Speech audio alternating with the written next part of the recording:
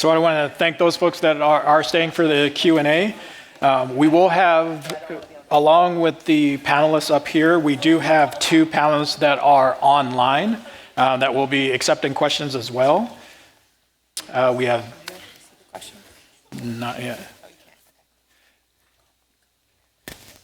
So Judith, I'm gonna hope I say this right, Geisberg will be joining us, as well as Candace Mays.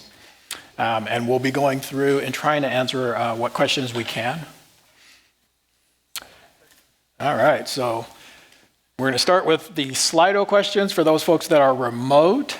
And then panelists, absolutely, if this fits for you, please feel free to answer. The question is, what can our white colleagues do to foster a more inclusive environment for people of African descent at Esri and in our larger GIS community? Who would like to take that one on?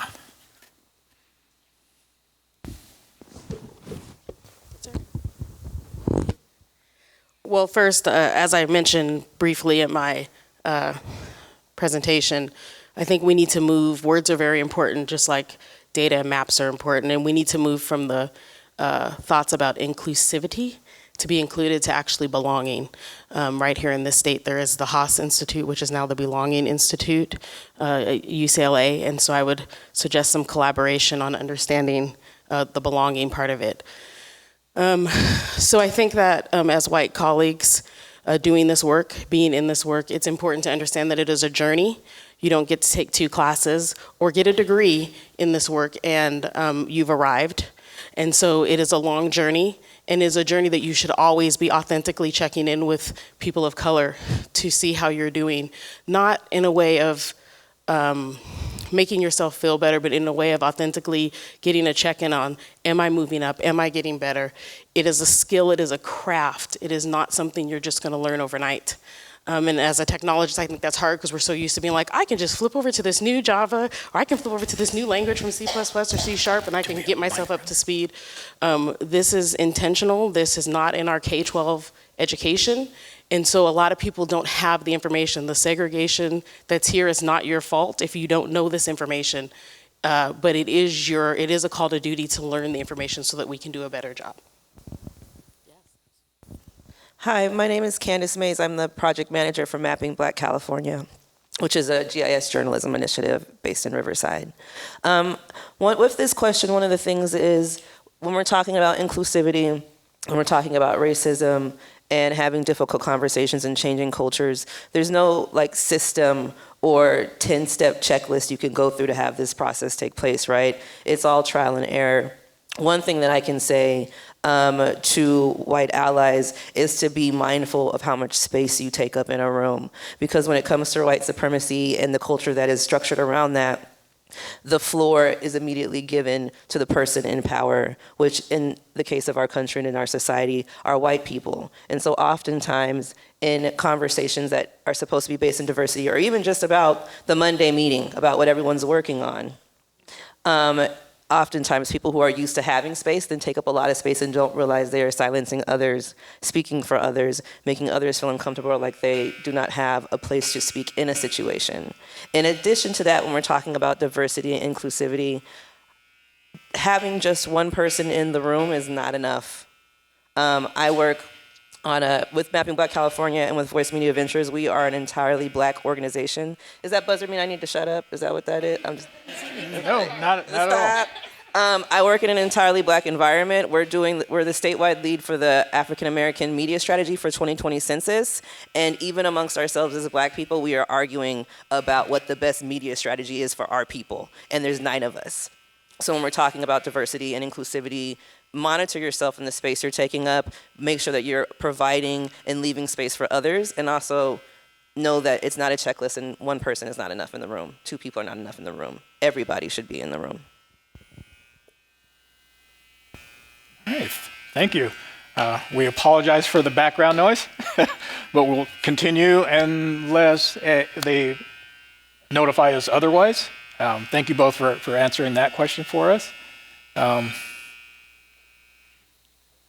There we go. Do we have any mic runners? Yes. Are there any questions in the audience here in Redlands? No? Oh, you do have one.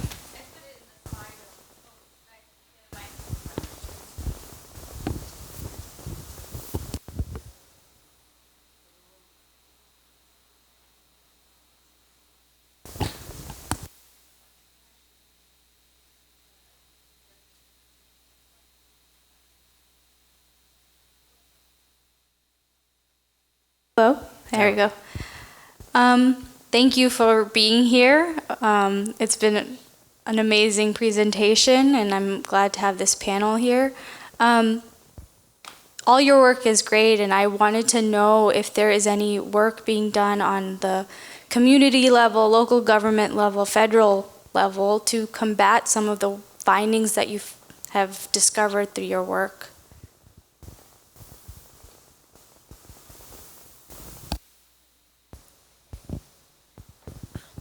I guess really quickly I could speak a little bit to the local government part. So when we were interviewing people in cities in California, some of the people we interviewed were people who are working in local government. But what I found interesting was that they were really concerned about the confidentiality and anonymity that we were promising all of the interviewees, but they were really concerned about it because a lot of the initiatives that they're trying to do in local housing authorities, local housing agencies, are often met with resistance from either superiors, supervisors, bosses, or other colleagues. And some of people that we talked to felt that they weren't in a powerful enough position within a local government agency to be able to talk about these issues as much as they would like or as frequently as they would like.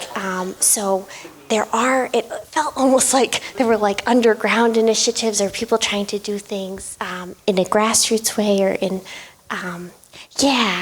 So I found that to be interesting, is that there are definitely people doing that work, but sometimes they might be met with forces of resistance, so they have to get creative about the ways they're sharing information. So. Okay, well, yeah. So with the Texas Freedom Colonies Project, again, one of our objectives is to increase their visibility. And so far with the community members and with the data they've given us, we've greatly increased their visibility throughout the state of Texas. So even at the local and state level. And so our next steps with the community members is to give them resources and empower them mostly with land retainment and maintaining land and their home ownership. And then also with increasing their visibility, there's an increase in curiosity, like I want to go and visit these places. And so we're also partnering with them to figure out the best way to mitigate how to deal with tourism. For example, in Cozy, Texas, at the Hopewell Freedom Colony, you can go and actually visit the homesteads that are existing. The structures are still there, but you can go and visit. Like these freedom colonies, people were still living there in 1970s in rural Texas, in the middle of nowhere. And these homesteads are, like today, what you would call deplorable living conditions. And so, one, empowering the descendants of the freedom colonies to retain their land ownership and then mitigating for tourism. And I'll just say, and kind of following on what Candace said to the last question, a lot of the communities that we've been working with are largely silenced communities, and local planners and local city governments, in our experience, and I can't speak broadly, I can speak narrowly in the 3 cities that we've been working in, frequently take that silence that has been kind of forced and take that as acquiescence to whatever the city has planned for their public housing or for their voucher policies and whatnot. And so I think, and this is connecting to a question that was highlighted on the board just a second ago, is that I think one of the really kind of, I don't want to overstate it, but maybe one of the revolutionary possibilities of participatory mapping and participatory storytelling is to show that there are opinions, there are viewpoints, that need to be heard, that need to be taken really, really seriously, even if on Monday night at 6 p.m. the city holds a community meeting and nobody shows up. That's not an indication that the community is on board with whatever the city is planning for them. And so I think that connecting between your question and the one that was that's highlighted on the board. I'll be short, but I definitely think here at Esri there's an opportunity for you guys to think about your technology, right? I'm a technologist, and I get to think about leveraging and innovating technology, participatory GIS, the comment that I made around living atlas layers. There are things that we can do. I talked to the urban team last year at the UC, and so I'm working King County. We have an equity and social justice strategic plan. We still have to do covert things. We don't get to do everything that we want to do, and I'm not complaining about that. That's the system. But there are places that don't have that, right? And so when I think about something like urban, why isn't there a gentrification model out the box? So that people don't have to ask to run the gentrification model, they can just run what they're given out of the box as far as technology. So as technologists, there's a lot that you guys can think about that you can do to forward this through the systems and the tools that you guys provide through the brilliance and innovation of technology. And so I just want you guys to think about that. All right, thank you. So the next question, as development of housing continues to inevitably progress, how can we best use GIS to alert city, land use, planning, and private development firms on these issues?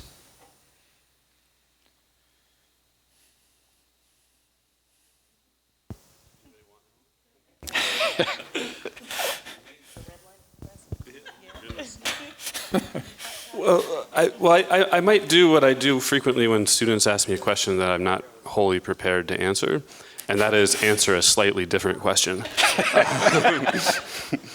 And I was joking with my students on my way out here because I have pretty incredible imposter syndrome right now because my GIS work is highly rudimentary, and so it's hard for me actually to speak narrowly to how best to use GIS and whatnot. So I'll zoom out in my answer, if I may, and urge people and urge the people in the room and the people listening online and more broadly the geospatial community to recognize that the way city planning and the way capitalism functions is that there is an awful lot of interest paid, attention paid, and legal protections afforded to capital, and almost none of that same kind of interest and legal protection afforded to especially low-income renters. We happen to be from an urban area that has 4 of the top 10 most evicting cities in the country. 5 of the top 10 are in Virginia, and 4 of the top 10 are in our metro.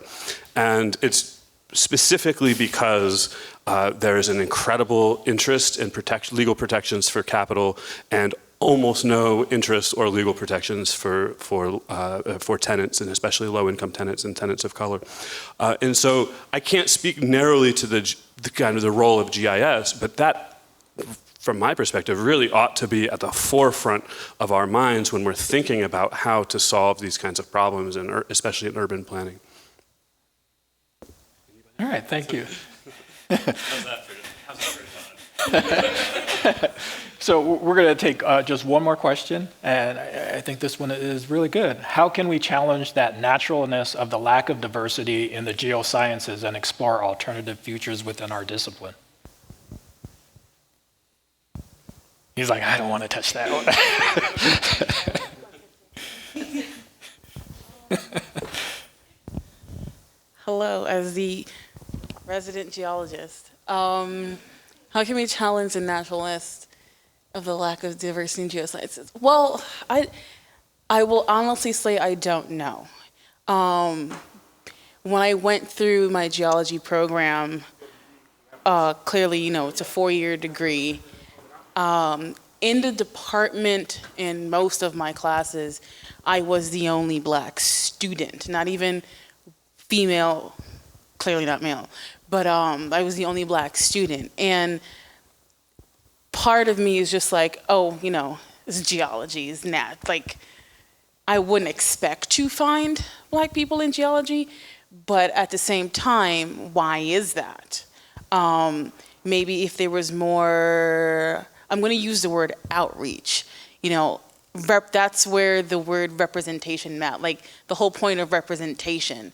Let's say if I was in geology or doing something geology related, like I would love to be the poster child of like Black people in geology. Like, it's awesome. But then again, I don't like being outside that much, only for running on the beach. But to be out in the woods, that's just not my thing. I'm just going to say that. But the key thing is like, if you can find the people in geology, and if any Black geologists are listening, if y'all can get together and like make a blog or do something. Social media is big right now. Like coalesce a group of like, we are out here.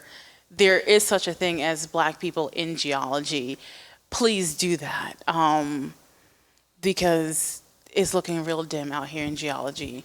I'm sorry, I'm gonna be blunt. Yeah. All right, thank you so much. Hold those applause.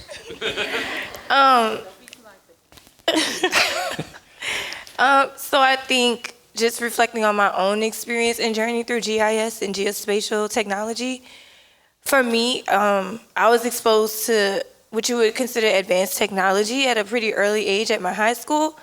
And so I think Esri does a pretty good job at providing the GIS technology to K through 12 schools, but I think continuing those efforts and really getting people while they're young. Like I said in my presentation, I went to college at least knowing I wanted to use GIS technology. And so really putting resources into underserved schools and underserved communities really makes a difference. And I had another thought, but that's it. Whitney told me not to take long.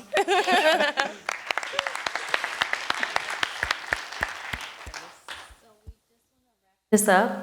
Yeah, we just want to wrap this up. I know we've gone 5 minutes past. I want to thank all the panelists and all the speakers. Can we give them a round of applause? Thank you so much. And just for everyone to know, most of our panelists actually use their own dime to be here and to be available and present to answer these questions and be a part of this. So we really thank you all for affording your time and your money to be able to come and commemorate Black history with us. I would also like to, yeah. The what? So we do have a survey, but before we get to the survey, for every internal Esri staff who has helped us put this together, from HR to our media team there, to WeCan, to other employee resource groups, can we just give them a hand because of what they did? This was long and hard, but we couldn't do it by ourselves, so thank you. We do have a survey that we could, I would want to showcase, but we will send an email out. I don't know if they can switch to this screen, but we have a survey where we would really want to get your feedback. This is a survey. It's a short bit.ly link, so bit.ly /Esri BHM 2020 survey. We'll also send an email out just to thank everybody who's been here, and we'll have a link to this feedback survey. Feedback is something that we thrive on. So, Whitney, do you want to wrap it up? Just say thank you. Thank you guys so much, and we really appreciate the support. We hope that if you guys, provide your feedback in the survey, we can continue more events like this if we get that positive feedback in there. So, and also we can share that with our awesome speakers and guests that came out today. So once again, thank you guys, and you guys have a great rest of your Friday.